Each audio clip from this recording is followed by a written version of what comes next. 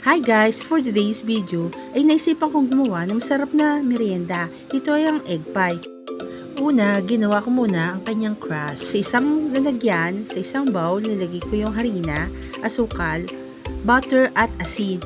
Nilagyan ko rin siya ng malamig na tubig, mga 8 kutsara. Tapos niyan ay naghugas ako ng kamay at hinalo-halo ko to at nilagyan ko siya ng isang egg yolk.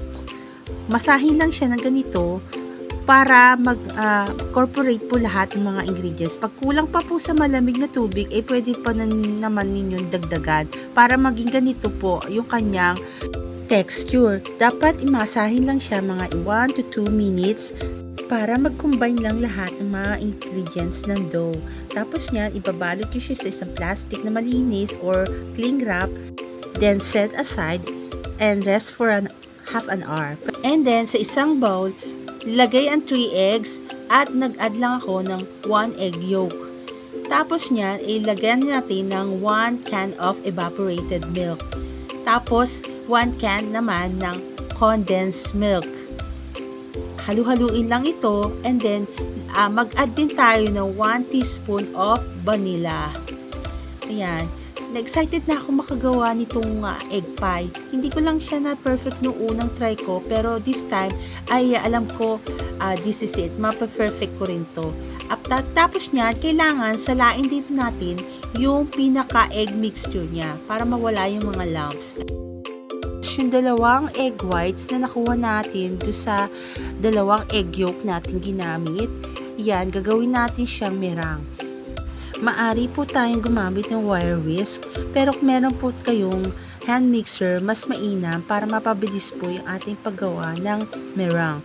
At pag ganyan na po yung texture ng meringue, ay pwede na po natin siyang ihalo o incorporate sa egg mixture na ginawa natin.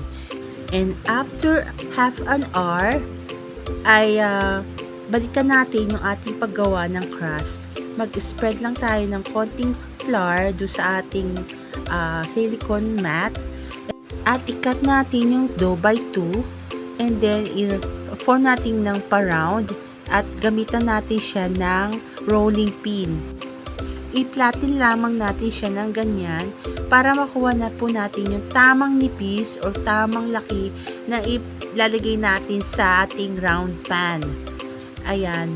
Tapos niyan ay pwede na natin siyang i-form doon sa ating round pan na nilagyan natin ng konting oil or giniris natin bago natin ilagay yung ating dough or yung gagawin nating crust ng egg pie.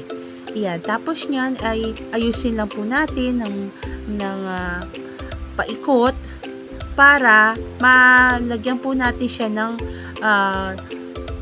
hugis or design sa gilid. Pag may sobra, pwede po natin siyang tabasin or i-cut ng ating dough cutter na ganyan. Tapos, saka natin siya ayusin uli at i-form ng ating mga fingers like that. Yan, nakikita nyo. Para magkaroon lang siya ng konting design sa gilid, sa mga edges niya. Okay, edges. Then, gagamitan nyo lang siya ng tinidor para mag-create lang kayo ng butas dun sa crust. Ang size nga pala na ginamit kong round pan is 7-inch. So, nakagawa ako ng 2 7-inch round pan.